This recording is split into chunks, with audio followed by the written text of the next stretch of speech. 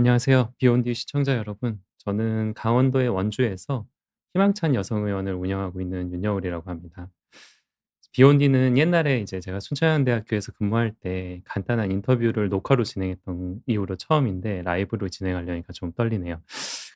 혹시 발표 중 실수가 있더라도 좀 너그러이 봐주시면 감사하겠습니다. 오늘은 이제 우리나라의 난임 지원 정책에 대해서 전반적으로 한번 정리를 해보려고 합니다. 이제 난임 정책에 대해서 설명을 하려면 우선 난임의 정의에 대해서 간단히 짚고 넘어가야 할 것 같은데요. 일단 우리나라 모자보건법 제2조 11호에 부부가 피임을 하지 아니한 상태에서 부부 간 정상적인 성생활을 하고 있음에도 불구하고 1 년이 지나도 임신이 되지 않는 상태라고 법에서는 정의를 하고 있습니다. 이제 의학적으로는 보통 저희가 이제 별 문제가 없는 여성분들이 이제 부부가 이제 한 주기 정도 임신 시도를 했을 때 물론 연령에 따라서 차이가 좀 많기는 하지만 이제 정상적인 부부 생활을 했을 경우에 한 번 주기당 임신 성공률이 한 15에서 20% 정도 된다고 생각을 하고요. 근데 그렇게 해서 1년 정도 이제 관계를 반복을 했을 때 임신이 될 확률은 누적 성공률이 80에서 90% 정도 되는 게 정상적인 과정입니다. 그런데 1 년이 지나지 않았어도 이제 성공을 못 했다라고 한다면 아무래도 뭔가 문제가 있다고 생각을 해서 난임 진료를 받으시도록 권유를 드리고 있고요. 35세 이상인 경우에는 아무래도 이제 성공률이 많이 더 떨어지기 때문에 6 개월이 지나도 임신이 되지 않는 상태가 된다면 난임 진료를 보통 받으시도록 권유를 드리고 있습니다.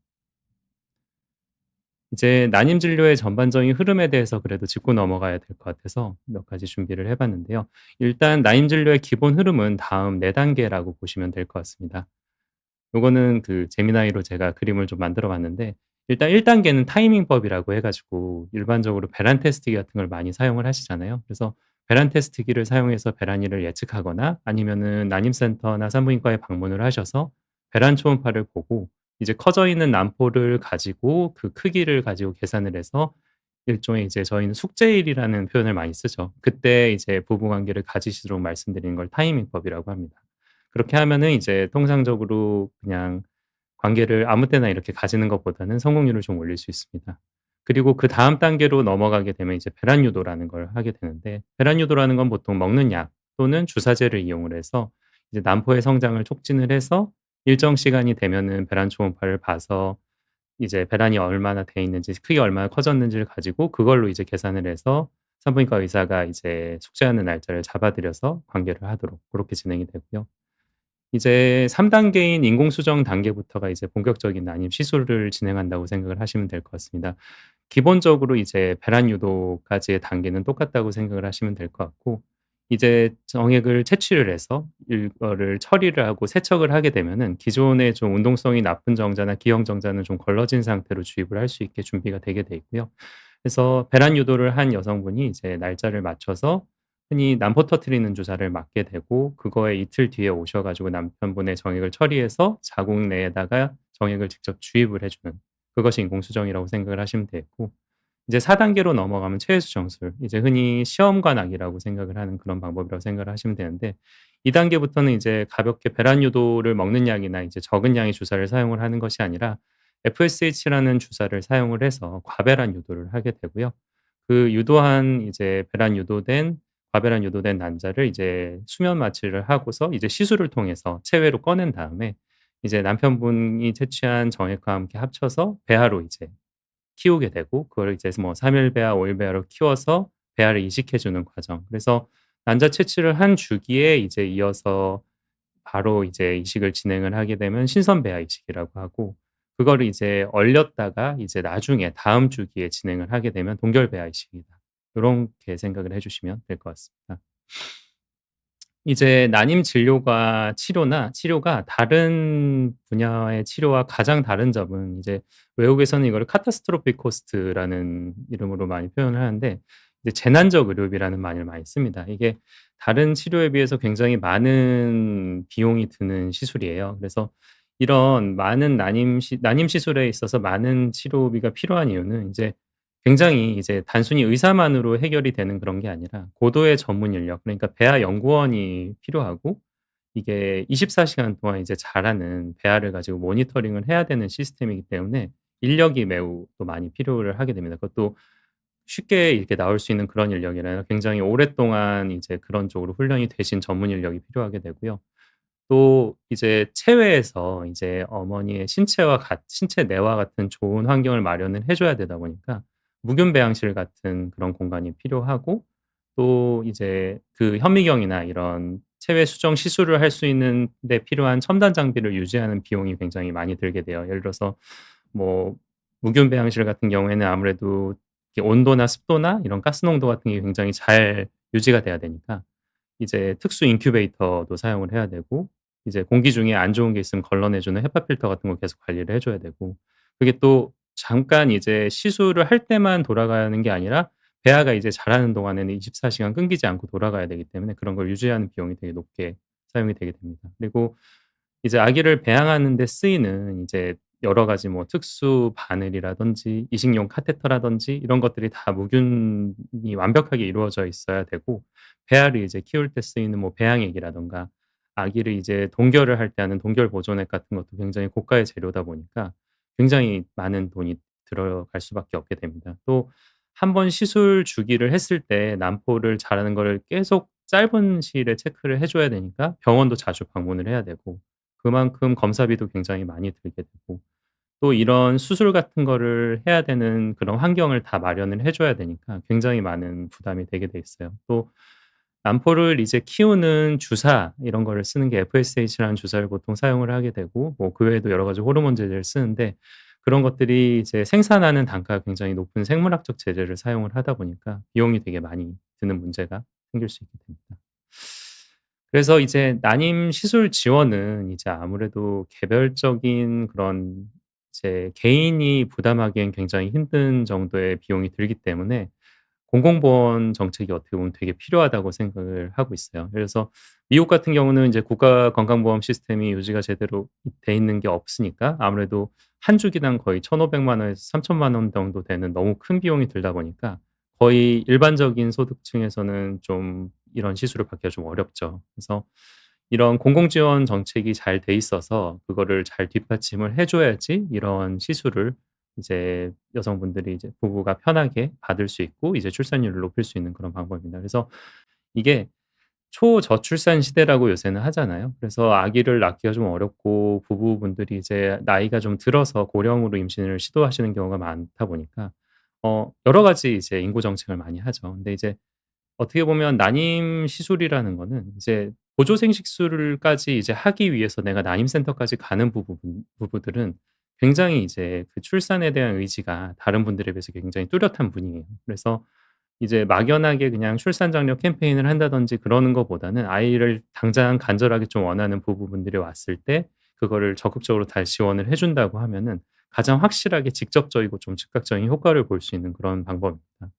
또 이게 난임 비용이 이제 한 번에 난임 치료 자체가 이제 한 번에 끝나지 않기도 하고 비용이 많이 들기도 하고, 실제로 그래서 시험관 시술을 하는 분들은 또 난임 휴직을 많이 하기도 하죠. 그래서 심리적으로 굉장히 소진이 될 수 있고, 그런 분들이 경력이 이제 중간에 단절이 돼 버리면서 그 사람들이 이제 사회에서 했던 역할 같은 게 전반적으로 좀 생산성이 떨어지는 문제를 일으킬 수가 있어요. 그리고 그래서 그런 심리적 소진을 방지하고 이런 분들이 이제 사회에서 원래 역할을 계속할 수 있게 생산성을 좀 유지할 수 있는 그런 정책이 필요한 거라고 생각이 듭니다. 그리고 아까 말했다시피 재난적 의료비라고 할 정도로 굉장히 죄송해요. 굉장히 많은 이제 치료비가 들기 때문에 그런 거를 예방을 해 주고 이제 저소득층들도 똑같은 치료를 같이 받을 수 있게 건강 형평성을 보장하기 위해서는 이런 공공보험 정책이 굉장히 필수적입니다.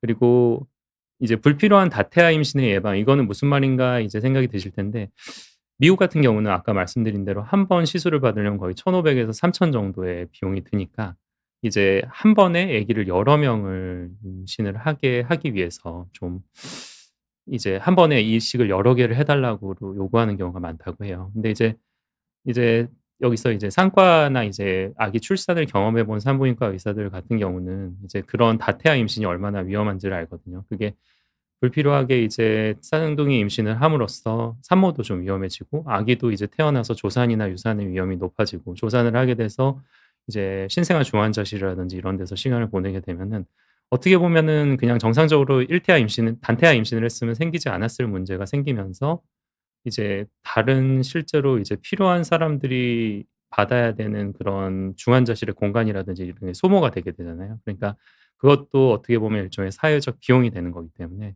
그런 거를 예방하는 효과가 있는 그런 정책이라고 생각이 됩니다. 그래서 난임 지원 정책을 혹자는 이제 좀 '개인의 소망을 지원하는 그냥 시혜적인 예산 정책이 아니냐.' 그렇게 생각을 할 수 있는데 앞서 말한 대로 이제 안전한 출산 환경을 조성해서 이제 출산율을 높이는 그런 가장 효율적인 국가 보건의료 체제를 유지할 수 있는 가장 효율적인 투자다. 이렇게 생각을 해 주시면 될 것 같습니다. 그래서 해외의 경우를 쪼끔 궁금하실 수도 있어서 좀 준비를 해 봤어요. 일단 보조 생식술은 이제 전 세계적으로 되게 많이 시행되는 그런 시술이라고 생각하면 됩니다. 보편적으로 잘 시행되고 있지만 문제는 아까의 그런 여러 가지 비용이나 이런 특히 비용이나 시설 같은 문제로 인해서 절반 이상이 유럽이나 일본이나 미국, 중국 같은 그런 특정 경제권에 좀 집중돼 있고 특히 유럽이 좀 사회보장 제도가 원장 잘 돼 있으니까 약 50% 이상을 차지를 하고 있습니다. 그래서 이거는 이제 아무래도 쪼끔 저소득 국가에서는 아까 말씀드린 그런 무균 배양실이라든지 수술실이라는 그런 시설 자체를 만들기가 굉장히 어렵잖아요. 그래서 사실상 유럽이나 이런 데에 좀 양극화돼 있는 문제가 좀 있을 수가 있고 그래서 최근에는 이제 그런 꼭 무균 배양 시설 같이 큰 시설이 아닌 그런 데서도 좀 이제 보조 생식술을 받을 수 있게 좀 저렴한 밀폐 튜브 시스템 같은 거를 이제 연구하는 것들도 있어요. 뭐 벨기에의 더 워킹 에그 프로젝트라는 게 있는데 그래서 그런 시스템을 인용한 IVF도 연구되고 있지만 아직까지는 양극화가 돼 있는 게 사실 현실입니다. 이제 가장 전 세계에서 제일 체외 수정이나 이런 게 확실하게 지원되는 나라 중 하나는 이스라엘인데요. 이스라엘은 아무래도 이제 요새 뉴스를 많이 보셔서 알겠지만 이런 지정학적 특성상 출산율이 굉장히 중요하고 이제 남녀가 이제 징병제가 이제 돌아가는 국가다 보니까 아무래도 출산율에 굉장히 신경을 쓰는 나라고 생각이 들어요. 그래서 체외 수정 비용을 국가가 100% 전액 지원을 하고 현재 이제 이 부부가 자녀가 2 명이 될 때까지는 45 세까지는 횟수 제한 없이 100% 전액 지원을 해 줍니다. 그래서 전체 출생아의 거의 5% 이상이 체외 수정으로 태어나서 체외 수정 확률이 되게 이제 비율이 높다고 생각을 하시면 되겠고요. 프랑스 같은 경우는 이제 43세 이하 여성을 대상으로 해서 체외 수정은 최대 4 번까지 인공 수정은 최대 6 번까지 건강보험에서 100% 전액 지원을 해 주고 21 년부터는 이제 비혼 여성이나 동성 커플한테도 이제 동일한 지원을 적용을 한다는 게 좀 특징적인 점이고요. 그래서 전체 출생아의 프랑스에서는 약 3% 정도가 보조 생식술로 태어나고 있습니다. 일본이 이제 우리나라랑 좀 비슷한 흐름으로 왔는데 우리나라도 옛날에는 이제 지자체의 개별적인 좀 보조금을 이용하는 방식이었다가 22 이제 일본도 이제 22년 4 월부터 건강보험 급여화가 됐어요. 우리나라도 이제 급여화가 되는 방식으로 흐름이 되게 비슷하죠. 그래서 본인 부담률이 30%고 얘네는 40세 미만 자녀 1 명당 6 번까지 40 에서 43세 미만은 3 번까지 43세 이상은 이제 전액 본인 부담으로 진행을 하게 돼 있어요. 그래서 아무래도 일본도 좀 고령화 사회가 돼 있고 이제 좀 결혼 연령이 늦어지고 출산율이 좀 적어지다 보니까 전체 출생아의 5.5에서 6%가 보조 생시술로 출산을 하고 있습니다. 호주 같은 경우는 이제 공공의료보험으로 메디케어라는 게 있어서 난임이 인정되는 경우에는 연령이랑 시술 횟수의 명시적인 상한선 없이 환급이 되고 있어요. 다만 사립 클리닉을 이용할 경우에는 좀 본인 부담금의 격차가 좀 크게 벌어지는 편이고 출생아의 4.5에서 5%가 보조 생식술로 태어나기 때문에 꽤 높은 편이고요. 이제 여기 같은 경우는 메디케어로 이제 횟수가 딱 정해진 상한선이 없이 다 환급을 해 주기 때문에 전체 출생아의 한 4.5에서 5%가 보조생식로 죄송합니다. 그 단태아를 그래서 거의 사람들이 많이 하고 위험하게 이제 여러 개를 배아를 이식하거나 그런 경우가 없고 단태아를 좀 많이 하게 되고 이걸 나라 차원에서 이제 생식기술인증위원회라는 게 있어서 되게 철저하게 그런 배아 이식 수 같은 거를 조금 조율하고 있다고 보시면 되겠습니다.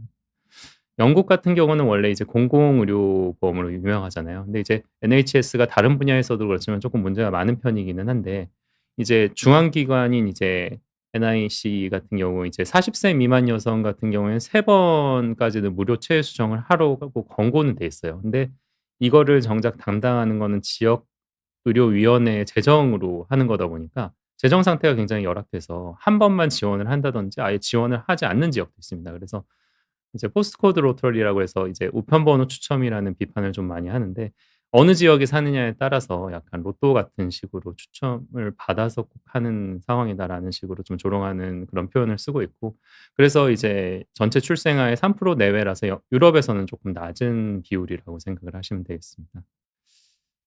그리고 미국은 뭐 아시겠지만 이제 의료비 쪽으로는 워낙에 악명이 높잖아요. 그래서 국가 차원에서 이제 연방 정부 차원에서 지원을 하는 곳은 없고, 이제 주 정부별로 보험을 좀 의무화하는 법안이 있는데 14 개나 15개 정도 매사추세츠, 뭐 일리노이, 뉴욕 같은 데에서 이런 의무화 법안이 있지만, 또 이게 이제 기업에서 보통 보험을 이제 적용을 하는 방식인데, 또 이거는 상위 법인 영광법에 적용을 받다 보니까 주 보험의 의무화를 피해갈 수 있는 또 이런 게 있어요. 그래서 이게 적용이 되는 게 굉장히 좀 제한적인 게 있고, 아예 텍사스나 이런 데 같은 경우에는 의무화 법안이 아예 없어서 한 주기를 이제 받다가 1,500 에서 거의 3,000만 원씩 자비를 부담을 하게 됩니다. 그래서 아까 말한 대로 이제 보조세 그러니까 일단 보조생시술 비율도 확실히 좀 2.2% 정도로 좀 낮은 편이고, 한 번에 그래서 이제 태아를 좀 여러 개를 이식해 달라고 하는 경우가 많다 보니까 좀 문제가 좀 생기는 편이고요. 그래서 최근에는 이제 좀 빅테크 기업 같은 경우는 이제 아무래도 그런 복지나 이런 걸 좀 더 신경 쓰니까 난임 복지 관리 플랫폼이랑 이제 사적으로 계약을 해 가지고 직원들한테 좀 지원하는 추세는 있는데, 그거는 이제 그 회사를 다니는 사람들에 대해서만 이제 적용이 되는 거다 보니까 국가 지원 정책이라고 말하기는 좀 어렵습니다. 그래서 이제 우리나라 얘기로 좀 넘어가 볼게요. 우리나라 같은 경우는 이제 일단 난임 시술 현황을 좀 살펴보면은 우리 2022년 기준으로 보건복지부 발표로 봤을 때는 이제 출생아 10 명에서 1명, 거의 10%가 난임 시술비 지원을 받아서 태어났다고 발표를 하고 있고요. 2023 년에 기준으로 난임 진단자는 약 24만 명이고, 여성은 15만 명, 남성은 9만 명 정도. 그리고 23년 기준으로 난임 시술 건수가 14만 건 정도 되고요. 3만 7천 건 정도가 임신을 해서 성공률은 약 29% 정도로 보건복지부에서는 발표를 하고 있습니다. 상당히 이제 앞선 나라들이랑 비교도 꽤 높은 수치이죠. 그래서 이제 쭉 변화를 좀 살펴보려고 하는데, 이제 2017년 이전에는 건강보험이 적용이 되지 않는 비급여 암목이었어요. 그래서 비용 자체가 굉장히 고가였고, 이제 거의 전액 부담으로 지원이라는 게 거의 없었다고 보시면 되고, 다만 이제 난임 부부 시술비 지원 사업이라는 형태로 이제 국가와 지자체의 예산을 그냥 써서 시술비에 이제 일부 정액 지원을 해 줬었는데, 이게 모두가 받을 수 있는 게 아니고 이제 엄격한 소득 기준을 적용했기 때문에 저소득층이 아니면 이걸 받을 수 없었습니다. 그래서 좀 세부적으로 보면 2006 년에 이제 최수정 시술비 지원을 하기 시작했는데, 이때는 딱 두 번만 이제 지원을 해 줬었고, 이게 도시근로자 월평균 소득 130% 이하, 그러니까 전체 국민의 월평균 소득이 아니라 도시근로자의 월평균 소득 130% 이하였기 때문에 굉장히 이거를 갖추기가 좀 쉽지 않았어요. 그리고 맞벌이 부부 같은 경우에는 두 분의 소득이 다 같이 잡히니까 이거를 좀 지원을 받기가 굉장히 어려웠고, 1 회당 한 150만 원 범위 내 정도였고, 기초수급자 같은 경우에는 255만 원 정도를 지원받을 수 있었지만, 이제 아무래도 그 시술 단가가 워낙 높다 보니까 이제 그거를 실제로 받기는 좀 쉽지 않았었죠. 그래서 2009년 정도 돼서도 이제 그냥 지원 횟수가 3 회로 늘고 기초수급자가 270만 원으로 느는 거에 그쳤었는데, 이제 2010 년이 되면서 드디어 이제 전국 가구 월평균 소득 150 이하로 바뀌어서 쪼끔 문턱이 낮아졌고요.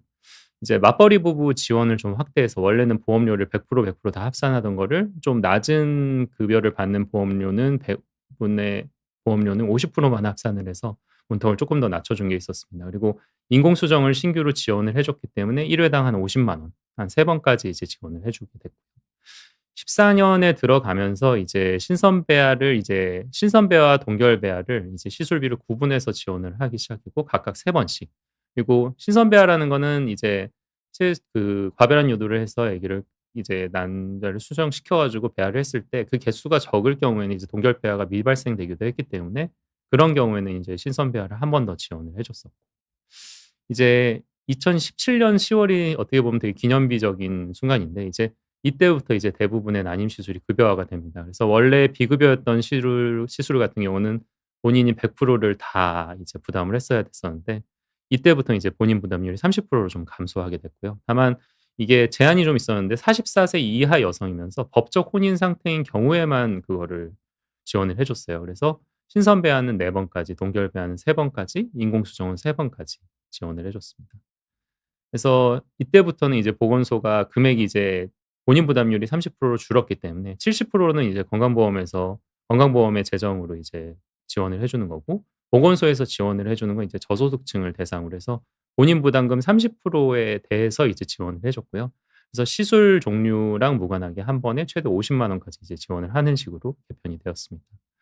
이제 19 년으로 접어들어서 7 월에 이제 연령 제한이 이제 폐지가 됐어요. 그래서 45세 이상에서도 이제 건강보험이 적용이 되게 됐고, 다만 45세 이상 같은 경우는 똑같이 건강보험 적용이 되더라도 50% 이하 50%만 이제 본인 지원을 해 주고 50%는 이제 본인이 부담을 했어야 됐고, 44세 이하 같은 경우 이제 30%를 계속 유지하였습니다. 그리고 급여 인정 횟수가 조금 추가돼서 신선배아가 7 번, 동결배아 5 번, 인공수정 5 번으로 조금 더 증가를 했고, 이제 지원 상한액이 쪼끔 세분화돼서 신선배아가 아무래도 이제 난자를 그 채취하는 시술이 들어가니까 비용이 많이 들기 때문에 비용을 이제 1 1 0 원으로 인상이 됐고요. 동결배아는 이제 5 0만 원, 인공수정이 30만 원으로 해서 이제 상한액이 조금 세분화가 되었습니다. 그래서 모자보험법이 이제 19년 10 월에 또 개정이 됐는데, 이때 이제 사실혼 관계 부부도 난임 부부에 포함되게 됐어요. 이제 사실혼이라고 하면은 쪼끔 '무슨 뜻일까?' 이렇게 그냥 생각하실 수도 있는데, 왜 이제 결혼식을 하시고 결혼을 다 했는데도 혼인 신고를 나중에 하는 분들이 요즘에는 꽤 있잖아요, 여러 가지 이유로 인해서. 그러니까 사실혼, 그러니까 결혼 상태는 유지를 하고 있지만 법적으로 혼인 신고를 하지 않은 분들이 원래는 이걸 지원을 받을 수 없었는데, 이때 모자보험법이 개선돼서 이제 사실혼 관계 부부도 그거를 이제 증빙만 할 수 있으면 난임 부부에 포함이 돼서 이런 지원 정책의 수혜를 받을 수 있게 되었습니다. 그래서 21년 11 월이 되면서 이제 급여 인정 횟수가 조금 늘었어요. 그래서 신선배아가 9 번까지, 동결배아는 7 번까지, 인공수정은 5 번까지 지원을 해 줬고, 24 년에 이제 들어서서 소득 기준이 전면 폐지됐습니다. 한 23 년부터 일부 지자체들을 시작으로 해서 24 년이 돼서 전체 전면을 폐지, 이제 전국이 다 폐지를 하게 됐고, 이제는 소득 기준이랑 딱 상관없이 모두가 똑같은 적용을 받게 됐고요. 이제 11 월에 이것도 굉장히 큰 저는 진전이라고 생각을 하는데, 출산당 지원으로 바뀌었어요. 이게 무슨 말이냐면, 원래는 그 횟수 차감 방식이 첫째, 둘째, 셋째를 다 합해 가지고 지원을 해 줬었는데, 출산당 지원으로 개편이 되면서 첫째를 이제 보조생식수를 이용을 해서 출산을 하는 걸 성공을 하면은, 그게 이제 출산을 하면 차감 횟수가 다시 초기화해서 처음부터 다시 지원을 받을 수 있게 된 거죠. 그래서 이제 둘째를 낳을 때 더 이상 이제 횟수 제한 때문에 이제 둘째를 생각하지 못하는 그런 경우를 좀 막을 수 있게 되었다는 게 좋은 점입니다. 그리고 25 년에 들어서 이제 바뀐 내용을 보면은, 45세 기준으로 원래는 50% 였잖아요. 그 차등도 이제 폐지가 됐어요. 그래서 전 연령 본인 부담률이 이제 30%로 통일이 됐습니다. 그리고 이제 임신 사전 건강 관리가 확대됐어요. 여기 그 아까 이혜니 님이 여기서 질문 가져 주신 게 있는데, 뭐 결혼 전에 이제 산전 검사 어떤 걸 권하시냐고 적어 주신 게 있어요. 근데 요 임신사전건강관리라는 사업에서 이제 신청을 할 수 있는 게, 이제 AMH라는 난소의 기능을 평가를 해 주고 초음파를 볼 수 있는 그런 거를 지원을 해 주는 게 있습니다. 남자 같은 경우는 이제 정액 검사를 지원을 해 주고요. 그래서 요런 거를 한번 보건소 쪽에서 신청을 해서 전문 병원에서 받아 보시면 좋을 것 같고, 그래서 기존에는 이것도 원래 배우자가 있는 사람 한정으로 생애 한 번만 지원을 해 줬었는데, 이제는 결혼 여부 상관없고 이제 자녀 여부 상관없이 25 세에서 45 세 사이의 모든 남녀가 최대 3 번까지 받을 수 있게 바뀌었습니다. 그래서 이게 굉장히 좋은 변화라고 생각을 하고 있고요. 그리고 난자, 정자, 동결 보존비라는 지원이 신설이 됐어요. 그래서 항암 치료를 하거나 난소나 고환을 절제하는 수술을 받는 경우에 가입력의 손실이 예측되는 그런 우려가 되는 남녀 같은 경우에 이제 난자 전절을 동결해서 보존을 했다가 나중에 임신을 시도할 수 있잖아요. 그거를 지원하는 것도 새로 신설이 됐습니다.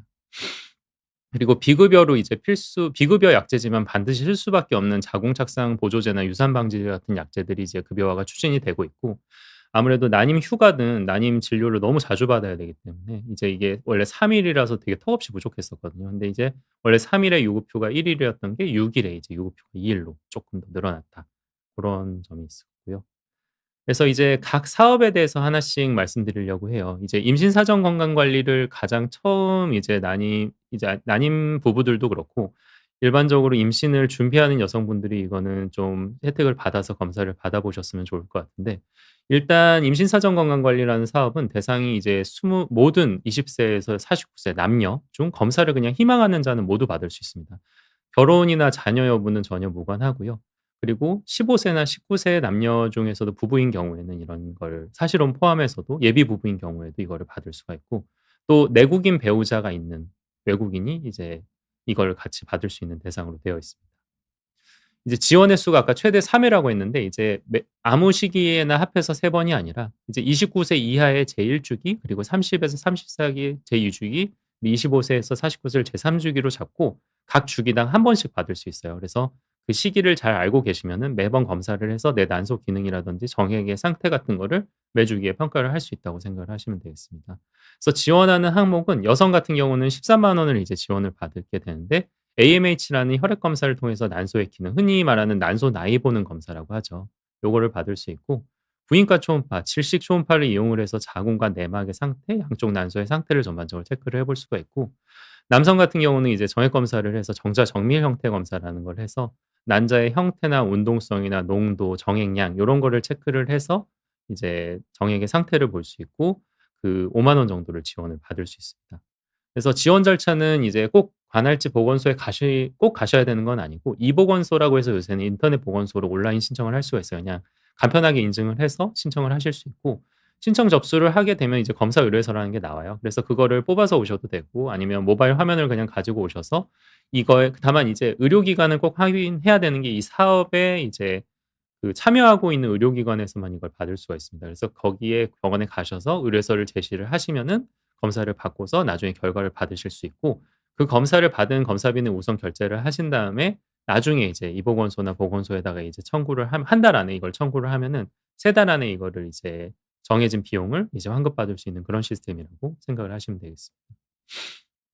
검사를 그냥 간단히 어떤 건지 말씀드리면 AMH라는 건 이제 혈액 검사를 통해서 이거는 난포의 과림막 세포라는 데에서 생성이 되는 호르몬이에요. 그래서 저 그래프를 보시면 아래쪽은 이제 나이고 위에 쪽이 이제 세로축이 이제 AMH의 수치를 나타낸 건데 가운데 파란 게 이제 중앙값이고 라고 생각을 하시면 됩니다. 그래서 보시면 알겠지만 나이에 따라서 이게 지속적으로 감소를 하는 수치예요. 그래서 최근에 이게 또 그리고 폐경이 이후가 되면 45 세가 넘어가서 이제 폐경 이후가 되면 이제 검출되지 않는 호르몬이다 보니까 난소의 예비력 그러니까 우리 몸에 이제 내 몸에 난자의 그런 예비 능력이 얼마나 남아 있는지를 확인하는 검사라고 생각하시면 되겠습니다. 그래서 난자의 수의 기준이라고 생각을 하시면 되고 다만 하나하나의 난자의 질을 평가하는 검사는 아니에요. 그렇지만 이제 통상적으로는 보통 쉽게 말 환자분들끼리 이제 이야기하기로는 "난소 나이 검사다." 하면 이 AMH를 보는 거라고 생각을 하시면 되겠습니다.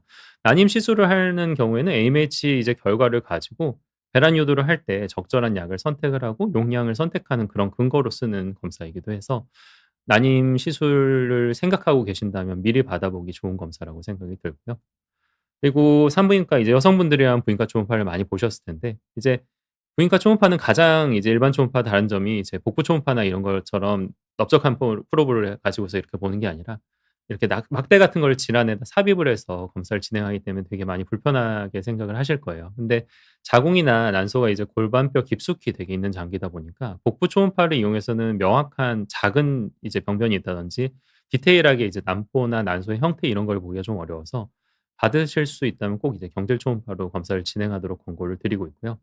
좀 팁을 하나 드리자면 이제 월경 이제 초음파를 볼 때 가장 많은 정보를 얻을 수 있는 거는 월경 직후예요. 월경 이제 임박한 상태에서 초음파를 보게 되면 자궁 내막이 너무 두꺼워져 있으니까 거기에 예를 들어서 조그만 혹 같은 게 있는 경우에 가려서 안 보일 수가 있기 때문에 월경 직후 초음파를 다시 권유드려야 되는 경우가 많거든요. 그래서 혹시라도 이런 걸 신청을 해서 본다라고 하신다면 월경 직후로 시점을 맞춰서 예약을 해서 내원을 해 주시면 제일 여러 정보를 알 수 있고 여러 번의 검사를 좀 안 받으실 수 있다는 그런 장점이 있습니다. 그리고 정자 영밀 형태 검사라는 건 이제 정액 검사를 정액을 일부 채취해서 그 양과 농도를 이제 양과 이제 그런 걸 측정을 하고 일부를 이제 현미경으로 연구원분들이 직접 체크를 하셔 가지고 정액의 이제 총 정자 수와 운동성 그리고 뭐 전진성, 정밀 정자 형태라든지 뭐 기형이 있는지 여부를 체크를 하게 됩니다. 그래서 이거를 가지고 봤을 때 이제 임신의 성공률을 좀 볼 수 있는 검사이기 때문에 그래서 저희 병원 같은 경우도 이제 예비부부분들이 보통 이런 검사를 하러 많이 오시거든요. 그래서 검사를 해서 검사 결과에서 약간의 이상이 있다 하면은 뭐 생활 습관 개선이나 영양제 복용 같은 걸 좀 해서 개선이 되는지 수치로 확인하기도 하고 좀 안 좋은 게 있다고 한다면 바로 이제 난임 치료로 넘어가는 걸 권유드리기도 하고 그런 걸 볼 수 있으니까 이제 예비 부부분들이나 이걸 지금 보고 계신 분들이 있다고 한다면은 요런 걸 검사를 받아 보시면 좋을 것 같고 기본적으로 이틀에서 한 1주일 정도 금요일 기간을 지킨 상태에서 보는 게 가장 정확한 검사를 할 수 있기 때문에 고 시기를 지켜서 가서 검사를 해 주시면 좋을 것 같습니다. 그다음이 이제 본격적으로 이제 난임 부부 시술비 지원 사업으로 넘어가 볼 건데요. 이제 난임 시술 이제 지원 신청 자격 같은 경우에는 이제 그 난임 진단서를 제출해야 돼요. 이게 정부 지정 난임 시술 의료기관의 난임 시술 의사한테 꼭 발급을 받아 제출해야 되고, 이 난임 진단서라는 거는 일반적으로 일반 의료기관에서 쓰는 진단서랑은 조금 다르고, 이제 법적으로 정해진 그런 항목과 그런 서식이 있습니다. 그래서 꼭 정부 지정으로 난임 시술 의료기관이 된 데에서만 이 발급된 진단서가 효력이 있기 때문에 꼭 그런 어느 의료기관인지 그걸 찾아서 이제 진단을 받은 다음에 난임 진단서를 제출을 준비를 해 주셔야지 되고요. 그리고 법적 혼인 상태에 있거나 아니면 아까 말했던 사실혼처럼 이제 신청일 기준으로 1년 이상 사실혼 관계를 유지했다고 관할 보건소로부터 확인된 난임 부부 같은 경우에 지원을 신청할 수 있고, 이제 외국인이 한 명 있는 경우에는 이제 부부 중 최소한 한 명은 주민등록이 되어 있어서 대한민국 국적 소유자여야 되고, 부부 모두 이제 건강보험 가입이 돼 있고 보험료 고지 여부가 확인이 돼야지 이걸 지원을 신청할 수 있는 자격이 됩니다. 그래서 지원하는 범위는 이제 체해 수정, 그리고 체하 수정, 그게 신선배와 동결배아로 아까처럼 나눠지겠죠. 그리고 인공 수정하는 시술, 그 시술비 중에 일부 본인 부담금과 전액 본인 부담금으로 들어가는 항목들이 지원이 되게 돼 있고요. 그다음에 비급여 3 종이라고 해서 꼭 필요한 이제 배아 동결비, 유산 방지제, 그리고 착상 보조제, 요런 것들 이제 비급여 3 종에서 지원을 받을 수 있습니다. 그래서 시술 횟수는 출산당 아까 말한 대로 출산당으로 바뀌었죠. 그래서 체외 수정은 최대 20 번까지, 인공 수정은 최대 5 번까지, 그리고 의학 그렇게 이제 시술 횟수를 받을 수 있고, 또 이게 옛날보다 또 달라진 게, 옛날에는 이제 시술을 되게 열심히 해서 과배란 유도를 해 가지고 힘들게 수면 마취 걸고 이제 채취까지 했는데, 그게 난포를 다 꺼냈는데 난자가 채취 안 되는 경우도 있고, 또 난자를 꺼냈는데 비정상 난자, 뭐 미성숙 난자만 채취가 돼서 수정을 못 하는 경우가 있었어요. 그러면은 이제 지원을 받는 거에 되게 애로사항이 있었는데, 이제 의학적 사유에 의해서 자발적이지 않은 원인으로 난임 시술이 실패돼서 중단이 됐을 경우에는 이제는 횟수에 차관 없이 지원 한도에서 지원을 받을 수 있기 때문에, 옛날보다 이제 시술을 받을 때 더 이제 부담 없이 좀 진행을 할 수 있게 바뀌었습니다. 그리고 이제 지원 범위는 일부 본인 부담금과 전액 본인 부담금 합계액의 90% 까지, 그래서 10% 정도는 본인이 부담하게 되는데, 이미 70%가 이제 건강보험에서 적용이 된 상태이기 때문에 상대적으로 많이 이제 적은 비용을 부담하고서 난임 시술을 받을 수 있게 됐고요. 이제 난임차 채취이 이게 이제 적용이 되는 건 24년 11월 1 일부터 1일 이후에 이제 난자 채취를 한 사람부터 지원을 받는다, 이렇게 생각을 하시면 되겠습니다. 그래서 지원 대상으로 되는 난임 시술은 이제 많이 이제 진행하는 인공수정 시술, 그래서 인공수정 시술 같은 경우는 이제 배란 유도를 해서 진행을 하기도 하고 자연 유기 주기만 가지고 인공수정을 하기도 하는데, 두 가지 다 지원을 받을 수 있고요. 동결배아 이식, 그리고 체외수정 시술로 하는 신선배아 이식 다 받을 수 있고, 요새는 많이 하는 시술들은 아니지만 이제 접합자 난관내 이식이라고, 그리고 생식세포 난관내 이식, 그리고 배아 난관 이식, 이런 건 복강경으로 하는 시술인데 이것도 아직 난임 진단 시술에는 포함이 되어 있습니다. 그리고 아무래도 이제 배아를 생성하는 건 일종의 생명을 생성하는 그런 거다 보니까 생명윤리 및 안전 법률을 되게 엄격하게 따르고 있어요. 그래서 성별을 선택해서 수정하는 게 당연히 금지돼 있고, 미성년자의 정자나 난자를 활용하는 행위가 금지돼 있고, 매매 정자나 난자를 활용하는 게 금지돼 있습니다. 그리고 대리모는 약간 다른 분야이기는 하지만 어쨌든 대리모 지원도 아직은 제외되어 있고요. 이거는 이후에 또 다른 사업으로 설명하는 냉동 난자 사용 보조 생식술 지원 사업도 동일하게 적용되는 부분이라고 보시면 되겠습니다.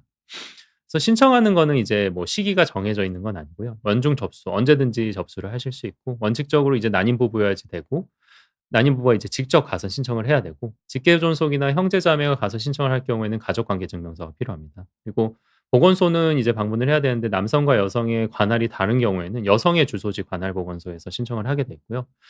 온라인으로 이제 신청을 할 경우에는 정부24나 이보건소 공공보험 포털을 이용을 하면은 이제 지원을 받으실 수 있습니다.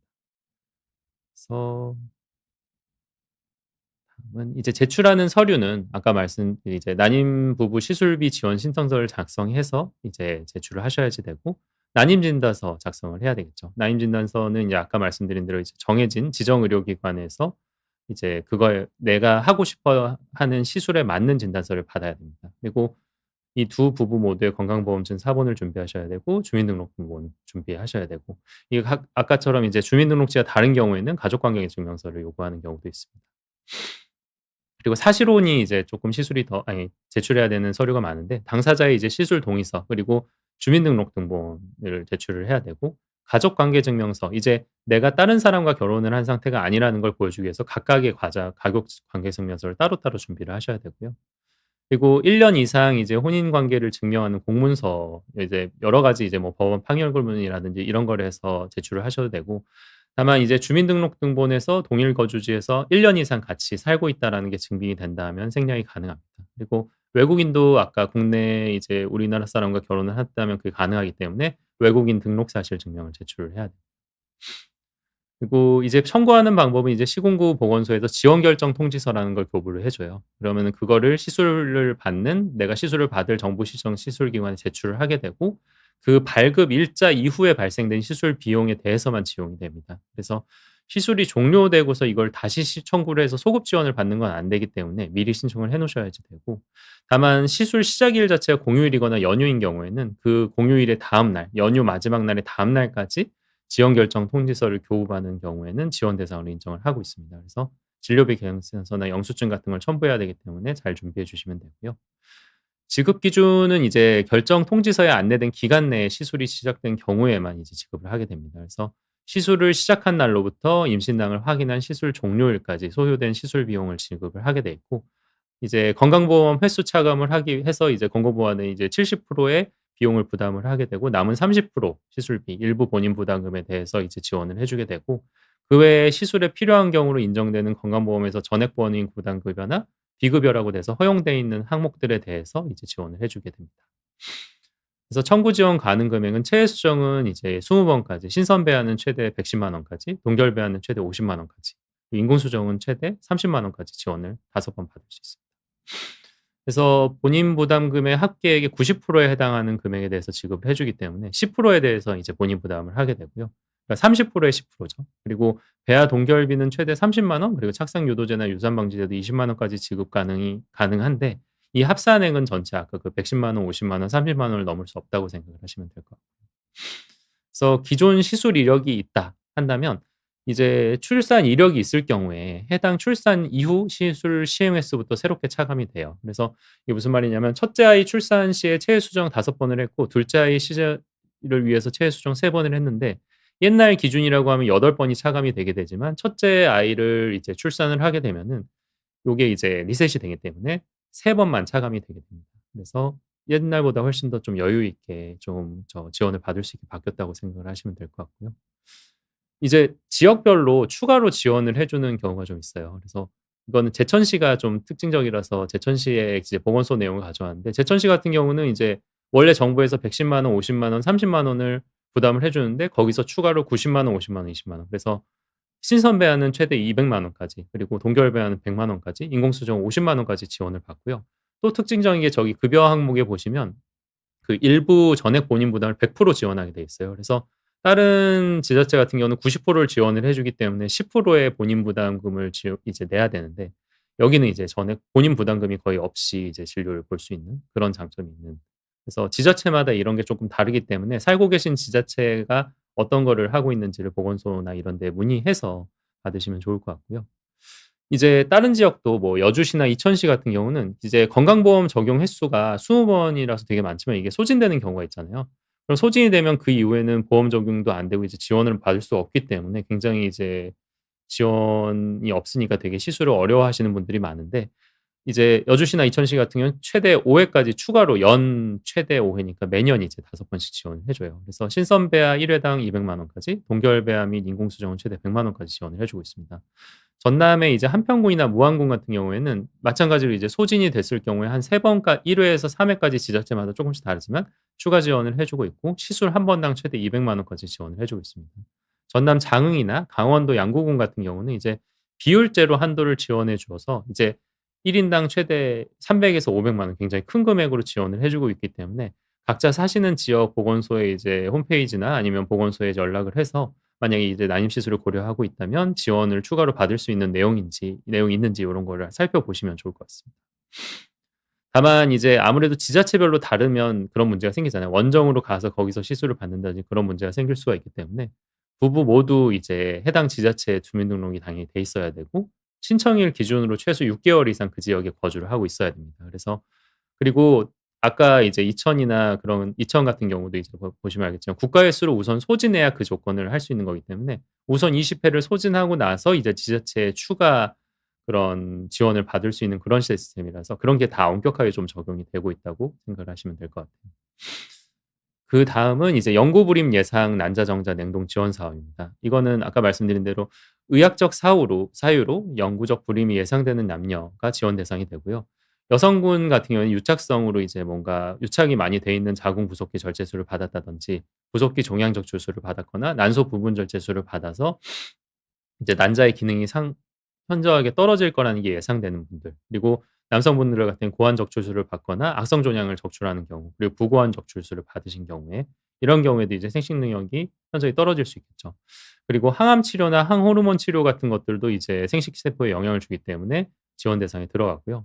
이제 성염색체에다 영향을 미쳐서 이제 출산에 영향을 미칠 수 있는 염색체 이상이 있는 경우에도 지원 대상에 들어가게 됩니다.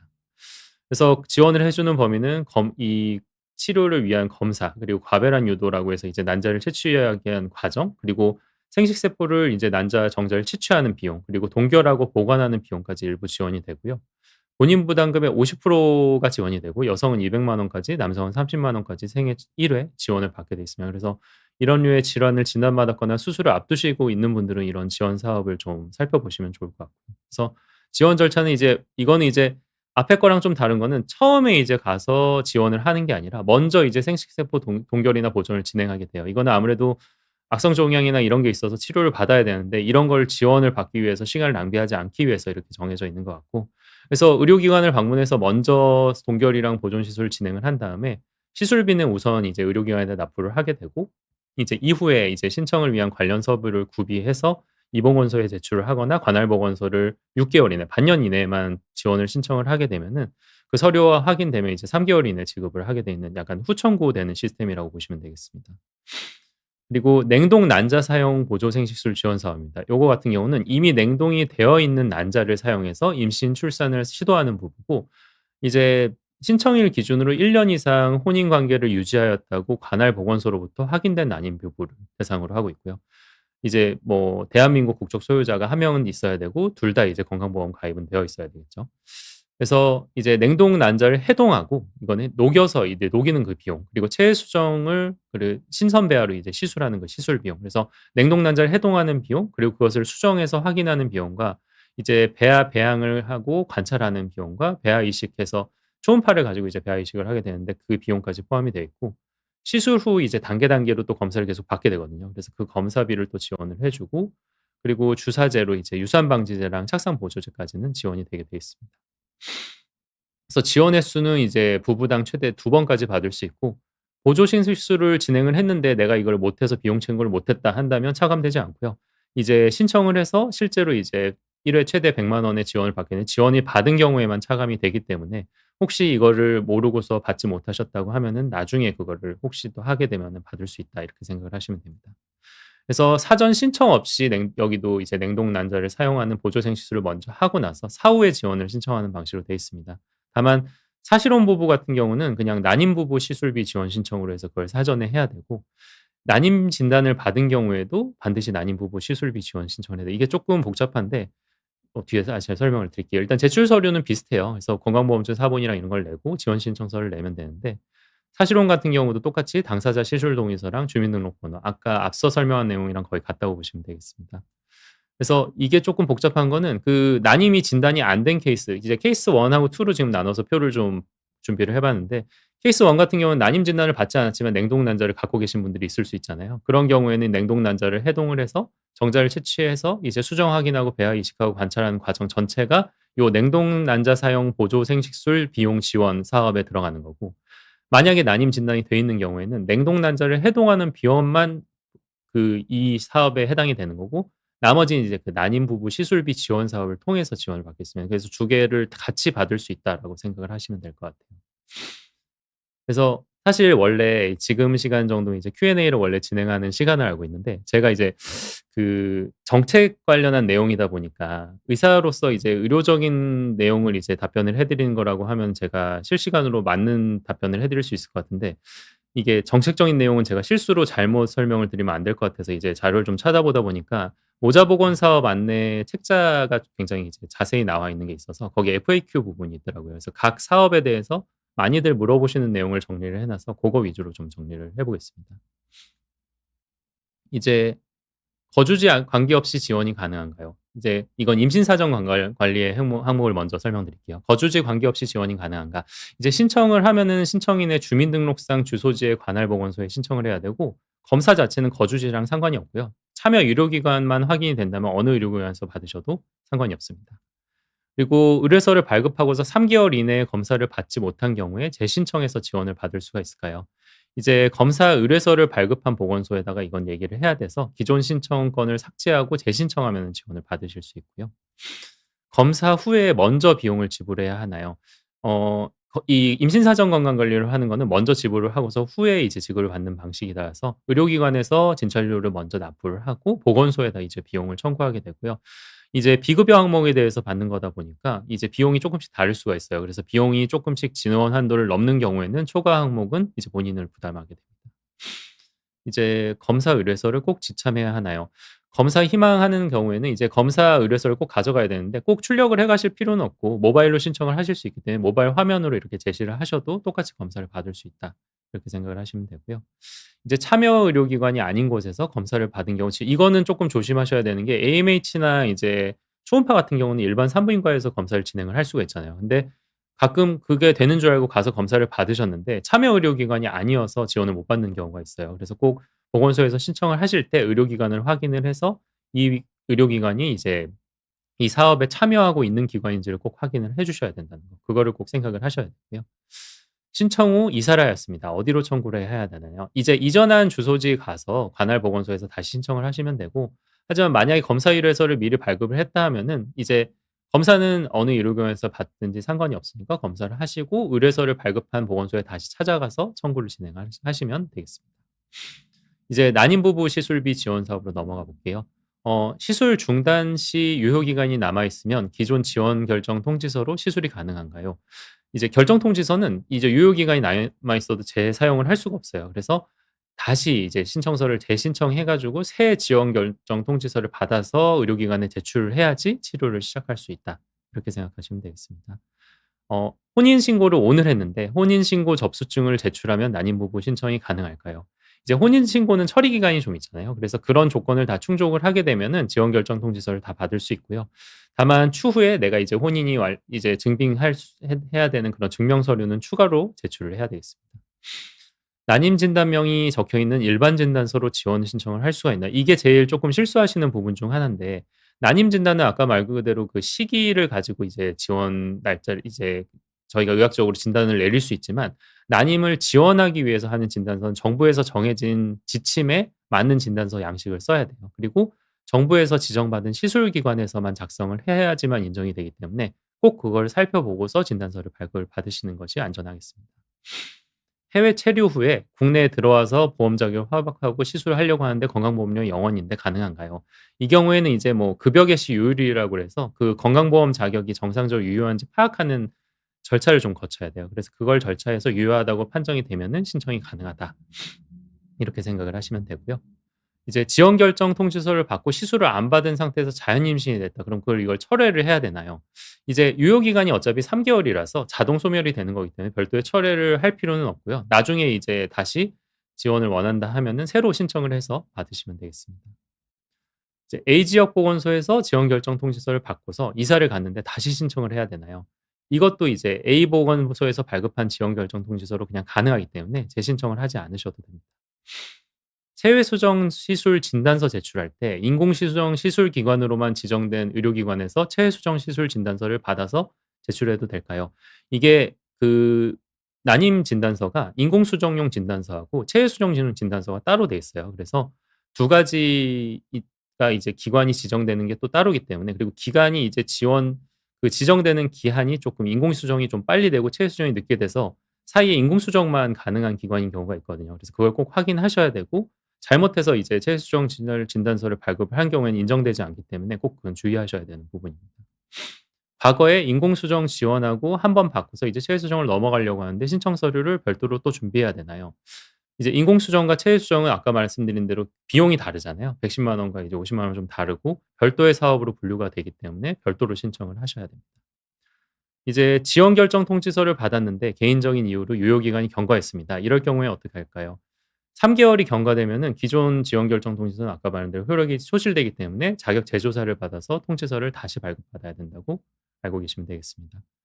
이제 난자 공여를 받는 경우에 기증자의 생식세포 채취를 위한 의료비원 지원이 가능한가요? 우리나라는 이제 난자 공여가 되게 엄격하기도 한데 아직 지원 사업도 조금 미비한 부분이 있어요. 그래서 난임 부부 정부 지원금은 시술 지원 진청자만 가능히 하고 사실 기증자 같은 경우는 지원은 불가능하다. 이렇게 알고 계시면 되겠습니다. 사실혼 부부입니다. 이제 공휴일 시술 시에는 소급 발급이 가능한가요?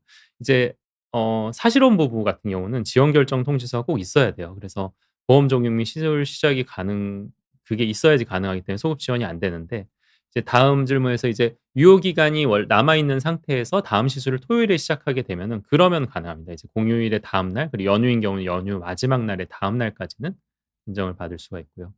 그리고 최대 이식 배아수가 이제 정해져 있는데 그 연령을 판단하는 기준은 주민등록상의 생년월일과 만 나이를 기준으로 해서 판단을 하게 됩니다.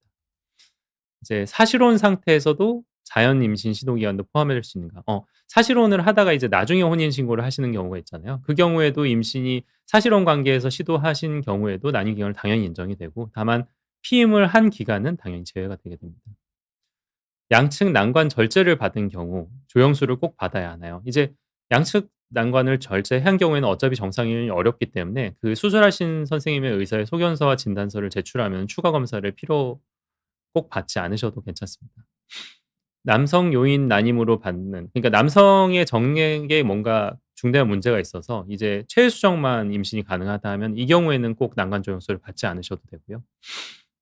정액 검사 결과지의 유효 기간 요거는 이제 6 개월까지는 검사 결과가 인정이 되지만 난임 시술을 진행을 할 경우에는 아무래도 쪼끔 더 좀 그때의 정액 검사 결과를 확인을 하는 게 확실하게 이제 시술 진행을 할 수 있기 때문에 좀 다시 받으시라고 보통 권고를 하는 편입니다.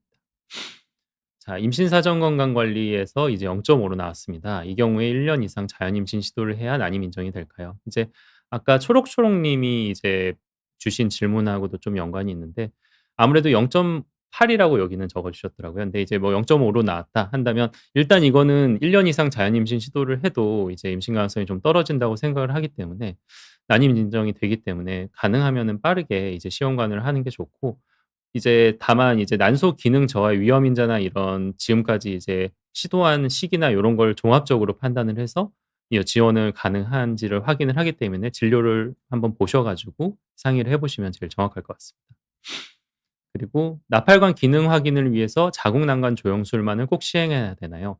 이제 옛날에는 엑스레이를 이용한 자궁 난간 조영술만을 시행을 했었는데 요새는 이제 나팔관 조영 초음파라고 해서 초음파 조영제를 이용해서 한 검사로 대체가 가능해져 있어요. 이게 이제 난관 조영술에 쓰는 조영제에 비해서 복부 통증도 좀 적고 해서 최근에는 이제 요걸로 많이 대체가 돼 있습니다. 이제 교과서적으로는 식염수만을 이용한 SIS라는 검사를 할 수도 있는데 이거는 아직 대체가 불가능하다고 되어 있고 만약에 시술 대상 여성이 이전에 복강경 수술을 받거나 개복 수술을 했을 때 거기서 이제 나팔관 통관 여부를 염색약 같은 걸 이용해서 확인을 했을 경우에는 그 진단서를 제출을 하게 되면은 그 검사를 대체를 받을 수 있습니다. 이제 영구 불임 예상 난자 정자 냉동 지원으로 넘어가면은 암 관련 치료에는 어떤 것이 해당되나요? 항암제를 투여했다든지 이제 방사선 치료를 받았든지 면역 억제를 받거나 내분비 치료 이런 것들이 모두 호르몬과 임신 시스템에 영향을 주기 때문에 이런 치료들이 모두 해당이 됩니다.